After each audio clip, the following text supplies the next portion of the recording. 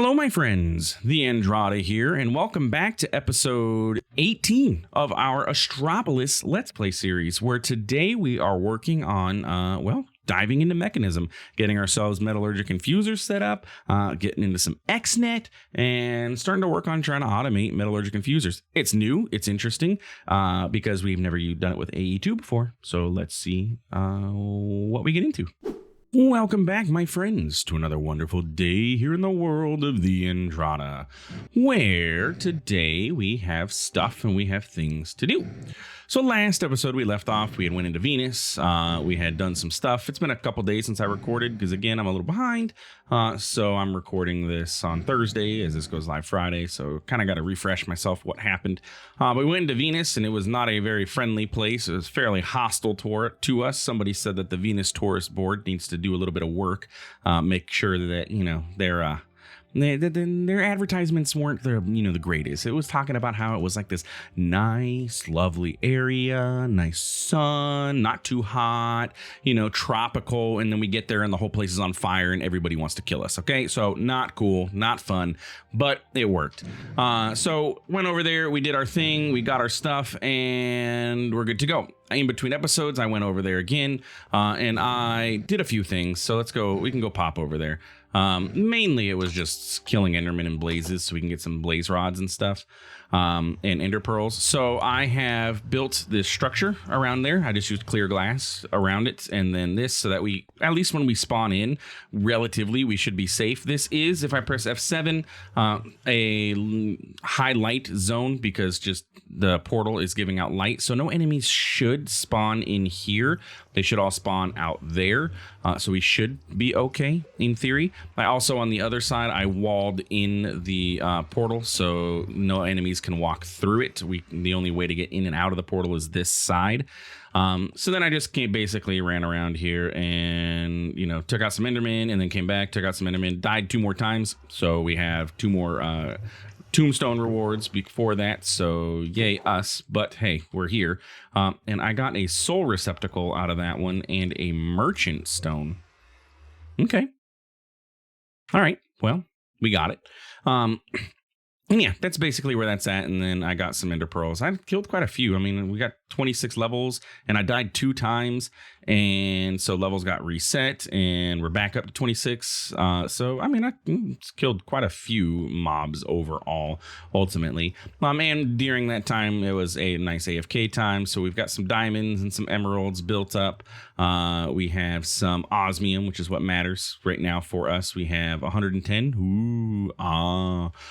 So we have that going for us, which is great. Someone had mentioned that if I allow my crystals to grow instead of breaking them, I do the whole make the budding crystal and plant it in the ground. When it breaks, it will break 6 of them instead of breaking into only 2. It would be something worth trying. The only caveat with this I can't control the growth rate. But then I guess right now I really can't control the growth rate either, right? I mean, they're breaking and growing in the garden cloche, but then it's just how fast is the garden cloche? Is allowing it to grow naturally in the world faster than the garden cloche? Kind of, sort of, technically, I bet it could be, because we could set up a breaker on all 6 sides of this, I guess, because if we have this floating and not attached to anything, crystals can grow on, well, not that one. Actually, they can grow on all of the sides, and then we can break them off and then grow them. But, I don't know. I don't know what would be better. I don't know if, let's not look at Certus quartz. Let's look at, aluminum. And does that count for these? Because I guess this does not show, this shows the growth, right? The flawless Certus quartz shows the growth, but these don't. I wonder, it would be a good test, I guess. I could make another budding iron or something and see if crystals grow off of it. Budding iron, I'm sure I can make that work. Yeah, let's go ahead and let's just do this and see what happens. So we're going to place this here, and then I'll place this here. And does it grow? We'll see. And maybe it might be a viable thing that we can do in the future. But anyway, that being done, we have ender pearls, we have blaze rods in the system, and we should be good to go to do some things. Also, I don't know if I had ever mentioned it but maybe it was in between episodes. I made the feeding upgrade, or I didn't make the feeding upgrade. I bought the feeding upgrade because I collected all of our quests here, and I got like 200 more B-Bucks. Right, I have 200 total B-Bucks, and the upgrade was only 8. So, right, it was 8 for this upgrade. I got tired of having to eat, not everlasting food. Yeah, 8 of them for one feeding upgrade. So I got the feeding upgrade. So now our backpack will automatically feed us. So we don't have to do anything. And I can upgrade this too. And really, it just gives more options for when. I don't think I have ever gotten the advanced feeding upgrade. Might as well. Like, we have the resources at this point. And I'd like to see, what does that mean? Gives more options for when food is consumed. Like, food should be consumed when I'm hungry, like when I need to. Feed player immediately when hurt. Ignores hunger setting when player is not at max health. Do not consider health. Ignores player's health and only feeds based on hunger. Well, yeah, I want to get fed when I'm hurt and only when I'm hungry enough.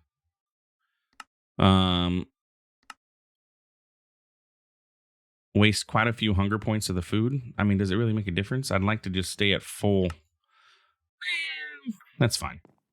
We'll keep it like that. I mean, the baked potatoes aren't the greatest in the world for food wise anyway.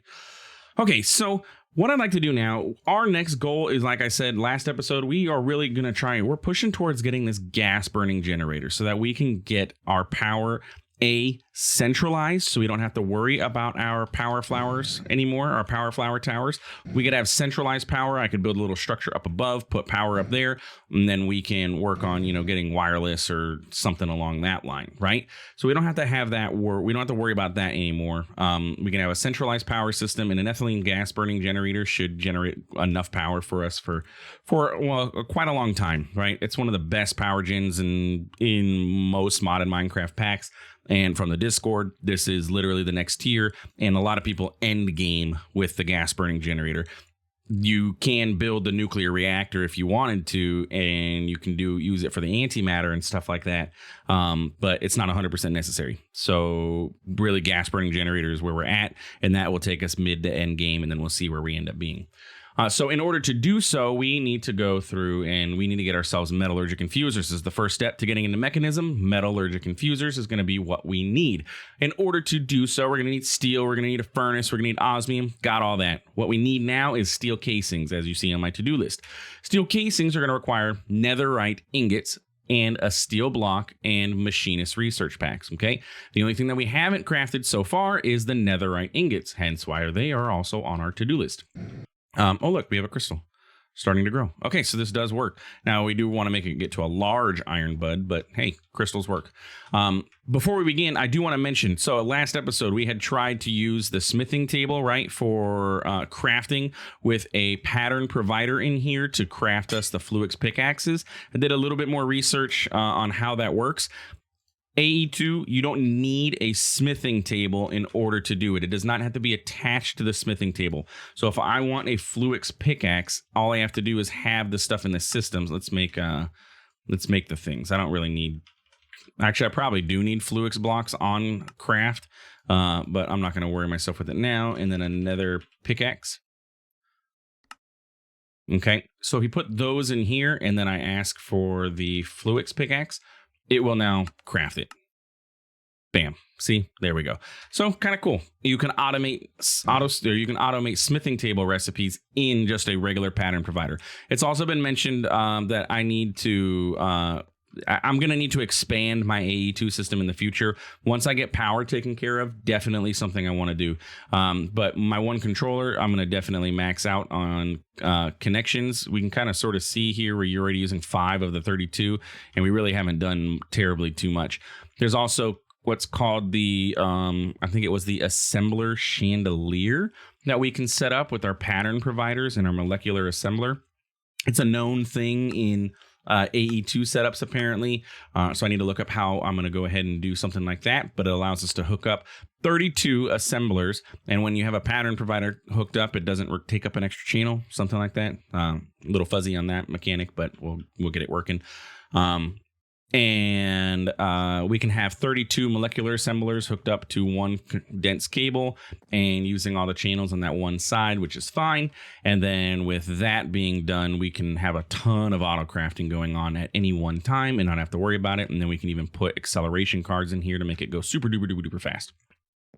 Last thing that I want to talk about, I also learned that our CPUs, the way that we have it set up here is fine. However, this is a CPU. A CPU for my AE2 is a multi-block, and I wish I would have just known that. That would have made more sense. So it is a multi-block that is comprised of these crafting storages, a co-processing unit so that it can you can have recipes processed in more than one CPU at a time, and you can put the crafting storage onto here, and it will or the crafting monitor, wherever I may have put that in our inventory, or is it in this backpack? Wherever the heck I put the crafting monitor can attach to the CPU, and we can see what that CPU is currently working on crafting. So this is a multi-block system, and recommended, I think the number that I saw online is 16 of these CPUs, all of them at a 16K crafting storage, or maybe a 4K, I can't remember, is enough for most packs for you to do. So we're definitely going to end up having a ME room at some point, I'm sure, and just having everything ME related in there.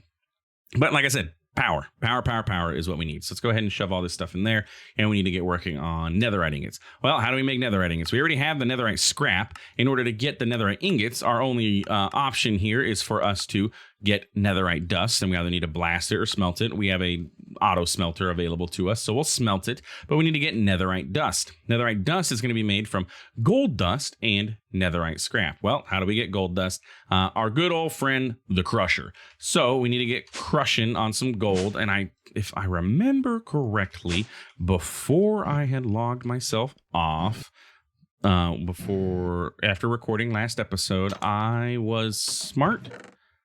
Not smart enough. Apparently I had coke dust in there for something else, but I didn't put gold ingots in there. So we're going to let gold process, and we're going to get ourselves some gold dust. And I'm going to need a bit of this, right? Because it takes, 4? Yeah, 4 per netherite dust. So it's 4 gold ingots per. So this will allow me to make 8 netherite ingots, and that's going to allow me to make 4 netherite or 4 steel casings. And a metallurgic infuser requires just 1, but we're going to need a total of 4 metallurgic infusers, right? Alloy. 1, 2, 3. Yeah, because we need a coal one, we need a redstone, we need a diamond, and then we need a refined obsidian. So we need 4 total. So let me grab, I'm just going to grab a bunch of stacks of gold. It really doesn't make too much difference. And we can always cook it back up if we need to. And that might be enough. And we also have netherite scraps being produced automatically for us. So that's good. Okay, so I need a total of, that's 24. I need at least, it's 4 per. I need 16 of these. Yeah, so this should be enough. Let me go ahead. I'll wait for 4 more. And then we can get started. And that'll make us at least 2 of the metallurgic infusers for now, I think. Like I said, I deal with math all day at work. And so then when I come in here to record, I'm like, I can't math anymore. Like my brain literally is like, you're done. You're done. Okay, netherite dust. Let's make as much of that as we can. 8 of them. Okay. Then we got to go pop it into our fancy smelter. Wherever in the world I left that. Did I tear it down? Why would I do such a thing? No, I didn't. It's over here. And I got to remember it's backwards. It's just turned. I really should turn it around so that it's standard flow, like left to right, but I didn't. Hey, baked potatoes. I thought I cooked up some more food. And by cooking up some more, I cooked up a lot more. All right, we'll grab 5 for now. Pop back on up, throw it in our system, and that takes care of netherite ingots, which allow us to make steel casing. I do need to make a steel block. Also, let's check our steel reserves. How much steel do I have in here? 219. Do I have any that I had? I generally go over here. Yeah, I'll throw coal and steel in there until I can get that automated. I really should get the improved blast furnace going because then I could automate it. Maybe I can add that to our to-do list. Though then again, our assembly has been on the assembler has been on there for a while, and I haven't done anything with that either. So we'll see. Steel casing. Bam. That will allow us to get 1 steel casing for now. which will allow us to make one metallurgic infuser as long as I get myself another furnace. And I know I'm going to need the other 10, so we'll go ahead and do that and get ourselves a metallurgic infuser. Okay. And with this one metallurgic infuser, that will allow us to start working on getting other stuff crafted. Because the next thing that we're going to need for our metallurgic infuser is an enrichment chamber from Mekanism. But that's going to require the metallurgic infuser to get ourselves basic control circuits. So this is where we're basically, basically at for the moment. So we need to get ourselves some redstone. And that is going to require 2 of those. And that's what our goal. We want to get to that enrichment chamber because it's going to make things so much cheaper for us in the long run. And if you watch any of my other series, I have explained why, and I will explain why again, because it's worth explaining every time, because again, it makes it so much overall cheaper for you if you are playing along. Where do I want to put this? Where for out there should this sit? I kind of sort of don't really have anywhere to put this. So I guess it's going to come over here with our crusher. Eventually, this crusher can be replaced, I believe. Like, I don't know any recipes that are specific to this crusher. Most of them I can use the Mekanism crusher. Okay, I guess. No, that was coke dust. Oh, I hit usage on that. That's what. Yeah, okay. So I can't put coal coke in here to get coke dust. So I do have to keep this crusher for some stuff, which is kind of sort of a bummer, but whatever. Let's grab that. But I guess we can just for now bridge off of this, and I need to expand. I need expansions. How about compact machines? Though granted, I really don't have the ability to get like power into these. We could make large. We could make giant. I mean, really, we could make maximum size compact machines now too, because we have the block of netherite, and that would help. Except for the fact that we don't have wireless like transfer of anything really. We are getting into wireless power here, and then I could buy it with B-Bucks. We also are unlocking quantum entangleporters here at some points. Teleportation core, all stuff that we can do. That's something we will be able to do. And we'll be able to do all this. So actually very soon, we should be able to get into quantum entangleporters, which will help out a lot with transferring power and fluids and stuff like that. And we're going to be getting into flux, though if I remember correctly, flux is a pain to get into. Yeah, refined obsidian and emerald dust. Really, I mean, it's really not that bad, I guess. Obsidian, flux dust. It's not the worst in the world. And this is nothing. Yeah, it's not super duper bad. Anyway, all right. So metallurgic infuser, we need to get this guy set up, and we're just going to plop him right here so we can get power immediately. And we're going to go ahead and put our redstone in here. So what we're currently working on making is our basic control circuits. Basic control circuits are made in a metallurgic infuser, and the recipe for these is an osmium ingot and redstone. I think this is called slurry. So we take our redstone and it's slurring it, and it's going to infuse it into the metal to make ourselves a basic control circuit. And in order to do this, we need 20 millibuckets of redstone slurry. Well, how do we get this? If we hit R and look at our recipe, we can put a piece of redstone dust in here. Each redstone will get us 10 millibuckets, okay? However, what we are working currently on is getting ourselves an enrichment chamber. And the enrichment chamber is going to allow us to create these nice little guys called enriched redstone. And it will work for our other items that we're going to be crafting, or other slurries we're going to need in here as well. Enriched redstone is made using one redstone in an enrichment chamber to turn into an enriched redstone. Just requires it and some power. From there, we can put the enriched redstone into our metallurgic infuser to create a slurry.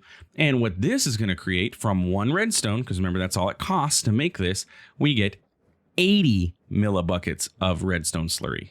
So basically we are 8xing our recipe from one redstone dust to 10, from one redstone dust to an enrichment chamber to enriched redstone to 80 millibuckets. So we're 8xing our resources. And this is not the only thing that we're going to use this for. We're going to use this. We need carbon. We're going to make enriched carbon, which is made with charcoal or coal coke. Okay. Any kind of coal, same process, 80 millibuckets. We're going to use this for infused or for the diamonds, right? We have diamonds that we're going to have to make with this. We're going to use it for refined obsidian, which is going to require obsidian. It's going to require diamonds. And so it gets expensive. So that's why we're pushing to get that. But for now, I have to put this in here. The nice thing with the slurry is it's instant, so we don't have to worry about waiting for it. And we can just throw our osmium ingot in there, and we are good to go. We are using 20 RF out of this. And remember, we input 400 RF, so we are pretty darn good there. And it is throttled because we don't even have the room, so it's only 96 right now, which tells us that's what we're using is 96 RF between this machine and the crusher. So that's not too bad. Yeah, and that's the crusher, the garden cloche, and this is using 96 RF, it looks like.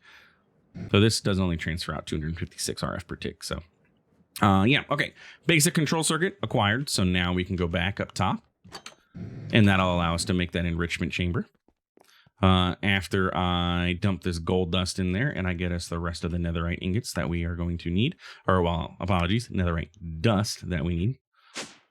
That was all the netherite scrap we had, so we were only able to make 17 of these, but that's okay. We can go ahead and time in a bottle this bad boy. And just give me all those. Thank you. Ran out of power, but it did it. Bam. That goes there. That goes there. You go back where you belong. And that takes care of the enrichment chamber. Except for the fact that I need to actually make the steel case, which means I need more machinist research packs. 16 of you? Yes. Okay. And then what? Enrichment chamber. You and you.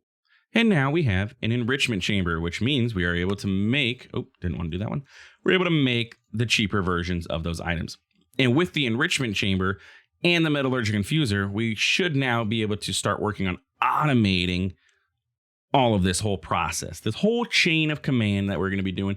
We are going to be automating. And how are we going to do so? Well, using one of my favorite, absolute favorite mods ever in existence, XNet. Okay, XNet is fantastic for automating pretty much everything. It is the Ender IO of Minecraft Beyond 1.12, though I do believe Ender IO is supposed to be coming back. Yes, I believe it's being developed for 1.19. Don't quote me on that, but I'm pretty sure that's the case. And Ender IO is fantastic. I never streamed or recorded 1.12, but I did play it a bit in my own personal life and everything like that. And Ender IO is great because one single block space can hold a bunch of cables. It can pull, it can push, it can do all the stuff. Liquids, cables, items, gases, all the stuff. But XNet can also do all that too. The only caveat with XNet is it does require a controller, which requires power. But I believe XNet is honestly ultimately more powerful than Ender IO can be. It is a little more complicated for the uninitiated, though. So let's go ahead. We need to get ourselves an controller for XNet. So we need this. We're also going to need a machine frame. I think I had one because I don't remember it showing up red, but we got one. So there's a controller. And we are going to need some connectors.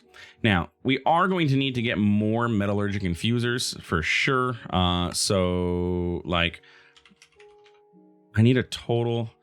I need carbon. I need redstone. Let's look up mechanism. I always forget how many I ultimately end up needing. So yeah, we need carbon. We're gonna need redstone, enriched diamond, enriched obsidian. There's also enriched gold and enriched tin, but I have literally never crafted these things in my life. I honestly, not sure. Though this is kind of cheaper in the gold aspect of things. We could make this to get gold, which allows us to now only require 1 ingot, because I'm going to assume this makes 8. So 1 ingot will turn into 2 netherite dust. Future. We don't need it now. And then enriched tin. I've never used this before either. That makes bronze. Meh. That's a mid. That's pretty mid.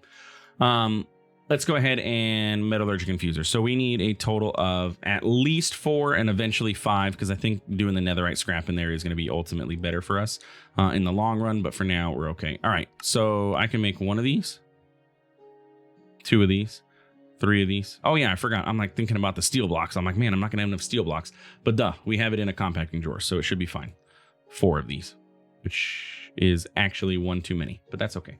We'll use it later. Metallurgic infuser.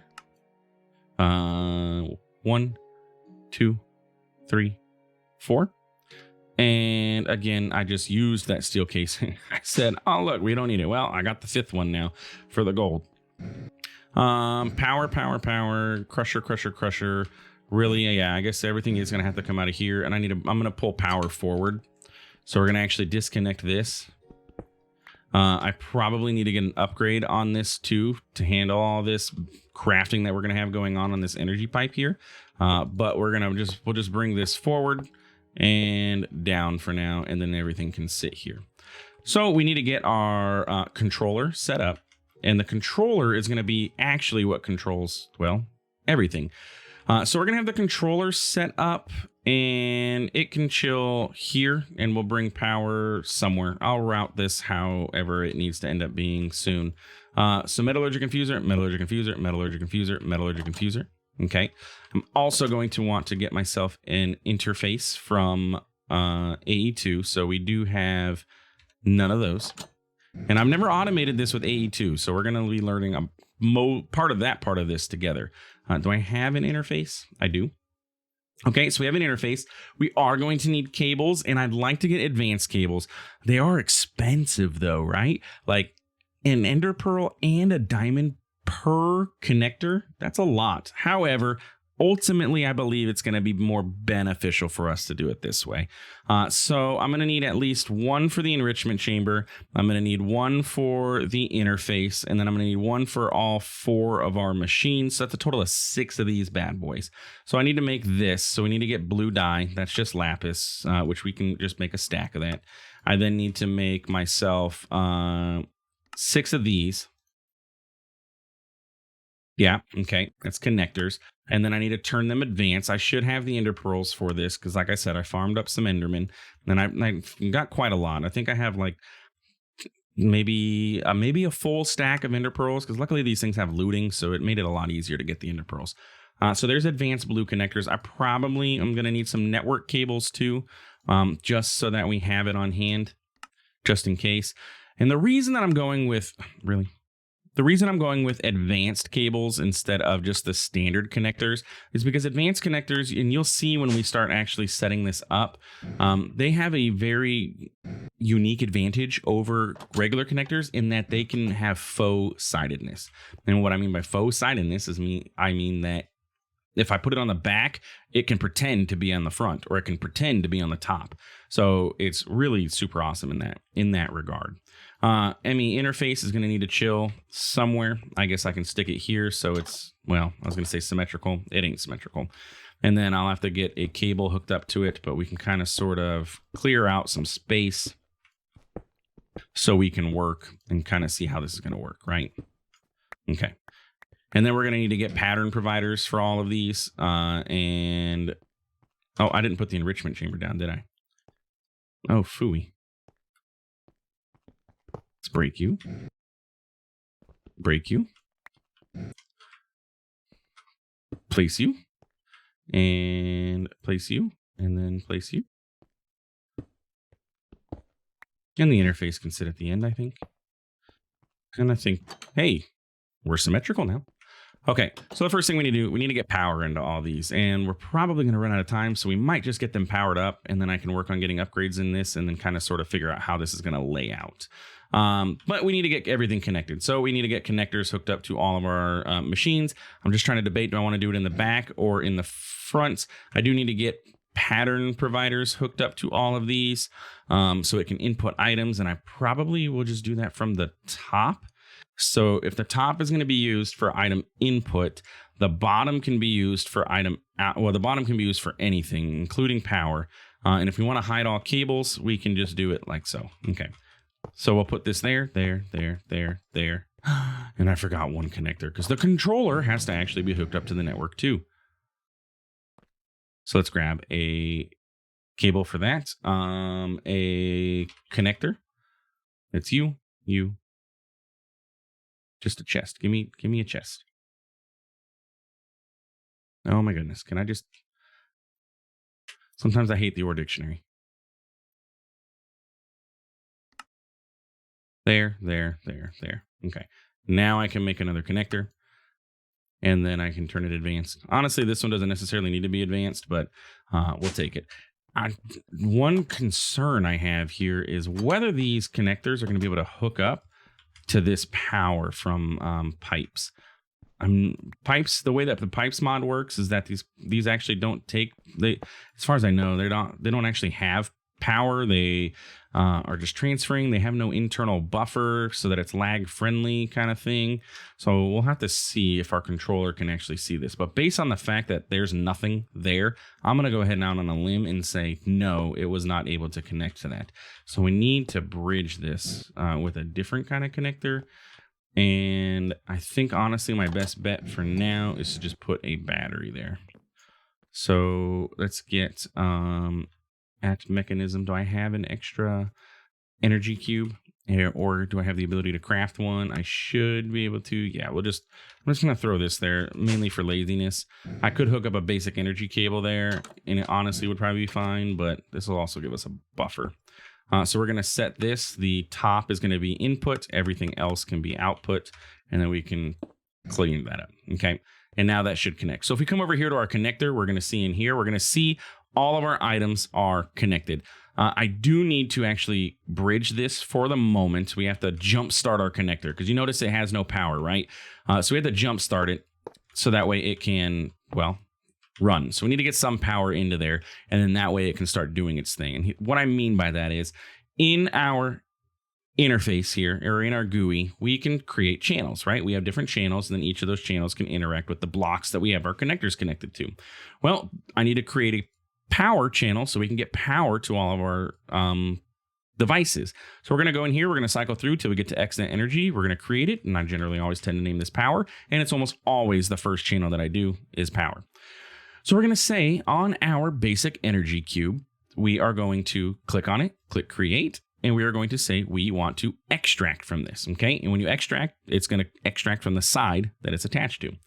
We are then going to say, okay, insert power into our controller. Easy as that. Bam. And it's going to go based on, I believe it starts with west, so it's always going to be, it's going to be acting as if it's connected to the front of these blocks, essentially. We can change that, right? If we want to say, okay, well, first off, you were an extract and you were an insert. There we go. Yeah, that makes more sense. Now it's on the down. So it's going to insert power from the down. So if I break this cable, it will now be inserting power here from the down and extracting from there. Or at least it should be.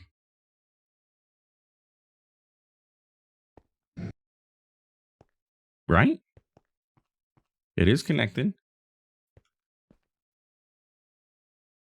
You have no power in you. And you are is it using more power than? That's interesting. Advanced upgrade. Nope, not UOP 7. Advanced. What are the pipes upgrade called? Improved, right? Yeah, it's improved pipe upgrade. Give me some bronze nuggets. Give me an improved pipe upgrade. Maybe, not that I don't have the redstone, but it's a little pricey redstone wise. So if we change this to have this now you can extract 8,000 RF from here. And then that should be transferring power into here, right? And then into here. No, why do we still have a power drainage issue going on? Generally, that works. Jump starting this because now it should be able to pull power from here. And this is not getting any power. What's happening?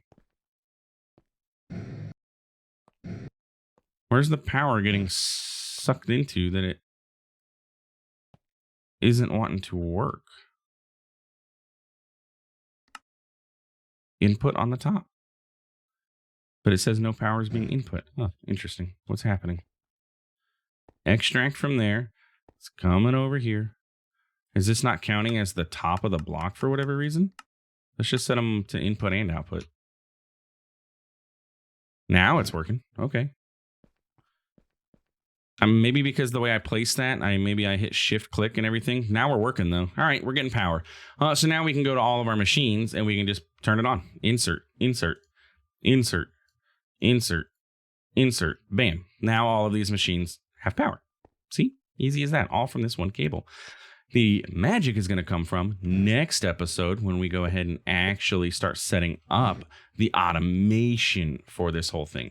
So we're going to need to run ourselves a smart cable along all the way down, up, and I guess we're going to have to run it up and over because of the way I ran this. Unless I guess I could run this out in the back. It really isn't going to matter. So we'll go here, here, here, here, and here. We'll run a smart, that's a dense cable. We'll run a, oh, that's the wrong spot. We'll run a smart cable along here so we can hook this up. We don't need these to hook up to those channels. The nice thing with XNet is I can actually disable that from happening. So I don't need this. So if we don't need these to connect, this is what direction? South. So if I just click on this, bam, I can turn off connecting from the south. Same thing, I can turn off connecting from the down. So we don't have to worry about them connecting to the cables here. I don't know if it's going to do anything, but we just don't need them clogging up our controller. We don't need to see them in there. But next episode, we'll work on trying to automate this using applied energistics. So we're going to set this up to keep certain items in stock, which is going to have patterns on top of these so that it can automatically produce them, get the items that we need, keep these in stock using XNet, and kind of sort of do a whole shuffle-loo, shimmity-boo-bop, bang-bang, cool thing, right? Cool. All right, that's it for today's episode then. If you enjoyed, please feel free to like, comment, subscribe. I do appreciate it. It really does help out the channel. And thanks for stopping by. Thanks for watching. We'll see you in the next one. Have a good one.